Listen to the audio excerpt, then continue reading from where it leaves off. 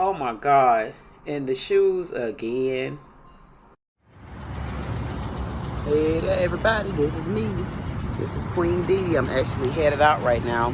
I know the 6'2" queen, she have a lot on her plate. Right now, I think I'm headed out, not think, but I'm headed out to therapy. Got in a little fender bender. I'm at the stop sign. Somebody just slams in the back of me like they got license and insurance and all that to be hitting people like me. But they did, so I'm headed over to therapy right now, and I'll check back in once I get in there. Got to get it together. Yep. And on wet bowl. I'll see you in a second.